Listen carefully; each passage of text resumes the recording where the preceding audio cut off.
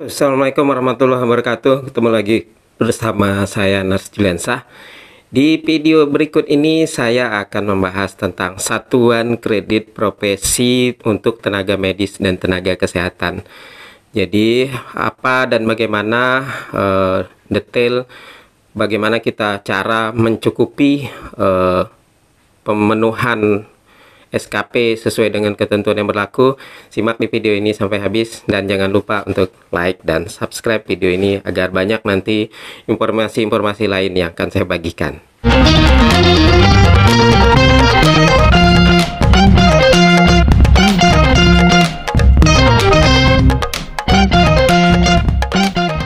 Baik teman-teman, siapa saja yang memerlukan SKP untuk pengurusan surat izin praktek? Nah, ini kita bahas dulu ya.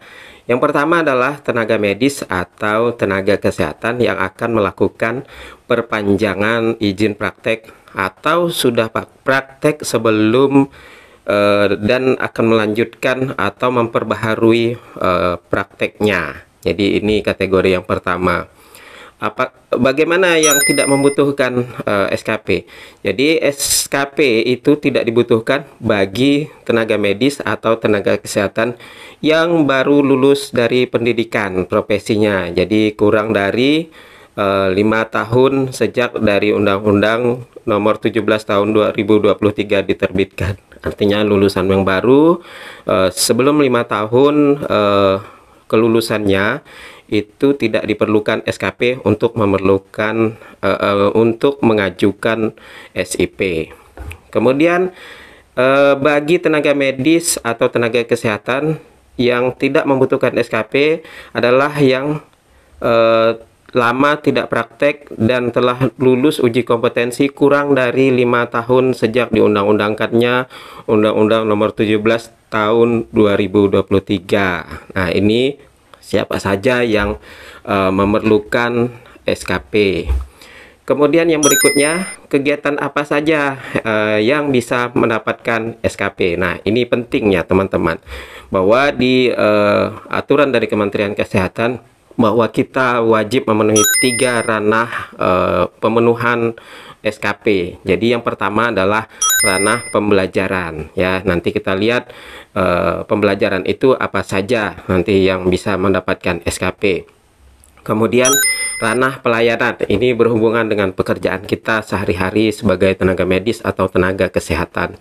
Kemudian ranah yang ketiga adalah ranah pengabdian masyarakat atau ranah pengabdian yang dilakukan selama periode SIP kita yang sebelumnya. Nah, jadi pengabdian masyarakat itu apa saja? Nanti teman-teman bisa lihat di aturan yang atau pedoman yang diterbitkan oleh Kementerian Kesehatan. Nanti saya spill nomor KMK-nya ya. Mana penghitungan kecukupan SKP?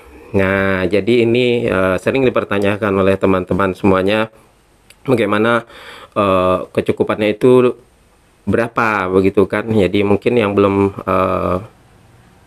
tahu, jadi kita simak ya di sini bahwa setiap ranah itu ada presentasenya ya teman-teman. Jadi tidak hanya di satu ranah saja untuk pemenuhan SKP kita. Jadi penghitungan kecukupan SKP dilakukan dengan menghitung SKP dari 3 ranah yang tadi. Ini ada 2 kategori teman-teman. Jadi kita yang di daerah kondisi umum atau yang daerah yang tidak kategori kondisi khusus, itu presentasinya adalah yang pertama ranah pembelajaran itu 45%. Jadi ini wajib dalam 5 tahun itu totalnya adalah 45%. Kemudian ranah pelayanan itu 35%. Jadi cukup 35% untuk 5 tahun.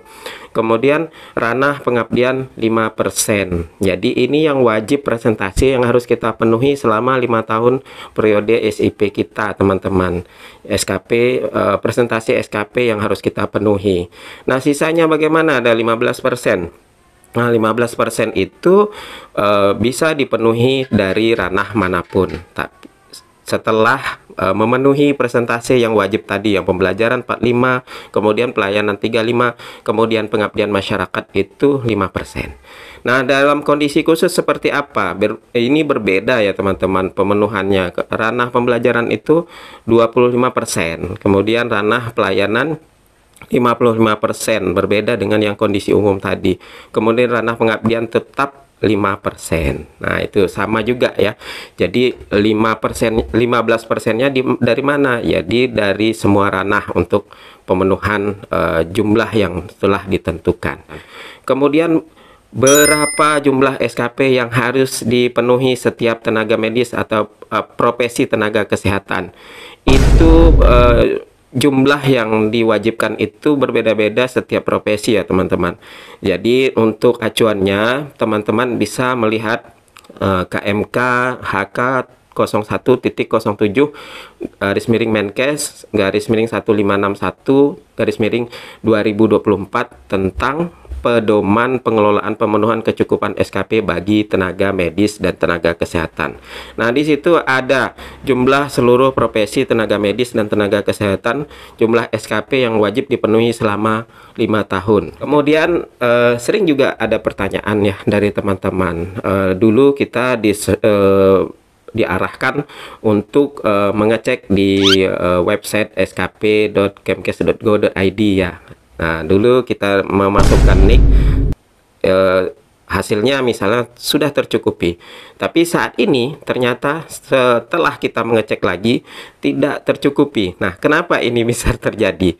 Nah, ini teman-teman yang harus diketahui karena berdasarkan keputusan Menteri Kesehatan nomor 0107 nomor 151 2024 tentang pengelolaan pemenuhan SKP bagi tenaga medis dan tenaga kesehatan, perolehan SKP dari 3 ranah itu wajib dari 3 ranah itu, jadi tidak boleh hanya 1 ranah. Nah, jadi kenapa menjadi tidak tercukupi? Jadi tadi karena ada presentasenya yang harus dipenuhi di setiap ranah masing-masing. Jadi kalau SKP minimum atau presentasi minimum tadi belum terpenuhi, maka akan terbaca di sistem bahwa SKP teman-teman belum tercukupi atau tidak tercukupi oleh sistem. Jadi ranahnya yang tadi yang presentasi di setiap ranah itu wajib untuk dipenuhi terlebih dahulu. Bagaimana cara mendapatkan SKP dari ranah pengabdian? Jadi apa saja di ranah pengabdian ini yang bisa dijadikan SKP? Jadi teman-teman, cara untuk menginput SKP dari ranah pengabdian ini adalah dengan mengunggah bukti dalam bentuk misalnya sertifikat kegiatan pengabdian masyarakat, kemudian berita acara, kemudian surat tugas apabila terlibat dalam kegiatan-kegiatan yang berhubungan dengan pengabdian masyarakat, misalnya penyuluhan, pengobatan massal, atau kegiatan-kegiatan sosial yang berhubungan dengan profesi kita sebagai tenaga medis dan tenaga kesehatan. Itu bisa diupload secara mandiri di SKP platform Satu Sehat SDMK. Jadi teman-teman bisa mengupload, nanti divalidasi oleh kolegium masing-masing. Bagaimana mendapatkan SKP dari ranah pembelajaran? Nah, ini sudah jelas ya teman-teman. Jadi teman-teman cukup mengikuti pembelajaran, baik itu seminar, kemudian pelatihan, workshop, dan lain-lain. Itu harus mengikuti kegiatan tersebut itu melalui Satu Sehat SDMK dan atau di LMS Kementerian Kesehatan Republik Indonesia atau Pelataran Sehat. Nanti SKP kegiatan tersebut akan otomatis terhubung ke SKP kita. Jadi ikuti kegiatan-kegiatan pembelajaran itu yang terafiliasi dengan Pelataran Sehat atau LMS Kementerian Kesehatan. Nanti jumlah SKP yang didapatkan dari kegiatan tersebut akan otomatis masuk ke ranah pembelajaran. Bagaimana dengan sertifikat yang sebelum ada LMS? Itu teman-teman bisa untuk mengupload secara mandiri di platform SKP Kementerian Kesehatan di laman Satu Sehat SDMK. Jadi kegiatan pelatihan itu yang di bawah 1 Maret 2024. Itu ketika belum ada LMS ya. Bagaimana cara mendapatkan SKP dari ranah pelayanan, ya, ranah ketiga? Jadi teman-teman bisa mengunggah secara mandiri bukti pelayanan selama periode SIP yang berlaku. Jadi secara periodik bisa 6 bulan, bisa 1 tahun, sesuai dengan ranah dari waktu dari SIP yang kita miliki. Jadi secara periodik, misalnya teman-teman mau mengupload per 6 bulan silakan, atau per tahun silakan. Jadi dengan melampirkan bukti dokumen atau rekapan dokumen yang disahkan oleh pimpinan berwenang yang membuat keterangan kegiatan dengan mencantumkan nomor SIP-nya. Jadi dibuat dalam satu format. Jadi nanti rekapan kegiatan-kegiatan kita yang kita lakukan di tempat kita bekerja itu bisa kita rekap, misal dalam 6 bulan, per 6 bulan, per 1 tahun, ditandatangani oleh pejabat yang berwenang, kemudian bisa kita upload di SKP platform. Kemudian bagaimana teman-teman yang praktek mandiri? Nah, teman-teman yang praktek mandiri untuk ranah profesional itu dibuat oleh teman-teman sendiri. Jadi dengan mencantumkan informasi tempat praktek, kemudian nomor SIP, kemudian cukup ditandatangani oleh teman-teman sendiri dengan materai 10.000. Nah, itu tenaga medis, tenaga kesehatan yang baru selesai pendidikan wajib mengumpulkan SKP untuk membuat SIP tidak perlu ya teman-teman. Itu karena sudah melulus uji kompetensi atau memiliki sertifikat kompetensi sampai dengan 5 tahun ya teman-teman. Itu tadi ya, kalau lewat dari 5 tahun tidak praktek atau tidak bekerja sebagai tenaga medis dan tenaga kesehatan, maka nanti akan diperlukan sertifikat kompetensi lagi ya. Jadi itu yang perlu diketahui. Tapi kalau baru lulus sudah punya sertifikat kompetensi sebelum 5 tahun, tidak perlu memerlukan SKP. Bagaimana kalau SKP saya belum terpenuhi atau masih kurang? Jadi teman-teman bisa mengikuti kegiatan pembelajaran melalui sistem pelataran sehat, kemudian mengunggah sertifikat pembelajaran sebelum 1 Maret yang 2024 di SKP platform. Kemudian unggahlah kegiatan-kegiatan pelayanan dengan rekapan dengan formulir yang sudah dipersyaratkan tadi, ditandatangani oleh pimpinan. Bagi yang di Pasyankes atau di praktek mandiri diberikan materai tanda tangan oleh yang bersangkutan. Kemudian mengunggah kegiatan pengabdian di SKP platform. Jadi ikutilah kegiatan-kegiatan pengabdian yang dilakukan untuk pemenuhan ranah pengabdian di SKP platform kita. Jadi ini untuk memenuhi kekurangan-kekurangan. Bagaimana cara mengecek kecukupan SKP kita? Jadi teman-teman, yang pertama bisa membuka dengan laman di laman skpkemkes.go.id dengan masukkan NIK. Jika SKP tercukupi bisa dicetak ya. Itu yang cara pertama. Kemudian cara kedua, buka SKP platform dalam laman Satu Sehat SDMK. Kita bisa melihat diagram kecukupan SKP sesuai dengan periode SIP kita.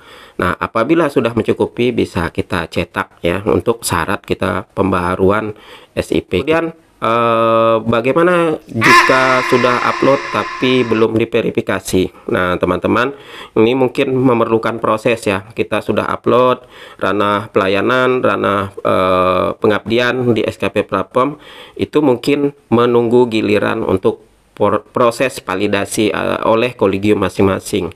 Nah apabila terlalu lama, teman-teman bisa mengadu ke helpdesk yang disediakan oleh Kemenkes ya. Ini alamatnya adalah di helpdesk.ditjennakes@kemkes.go.id. Jadi formatnya adalah cantumkan NIK, kemudian profesi, kemudian periode SIP, kemudian detail kendala yang dialami sesuai dengan permasalahan. Mungkin itu saja teman-teman tentang pemenuhan atau kecukupan SKP bagi tenaga medis dan tenaga kesehatan. Mudah-mudahan bermanfaat untuk teman-teman semuanya. Semoga teman-teman dimudahkan dan dilancarkan untuk pemenuhan SKP untuk perpanjangan SIP masing-masing. Terima kasih. Assalamualaikum warahmatullahi wabarakatuh. Salam sehat.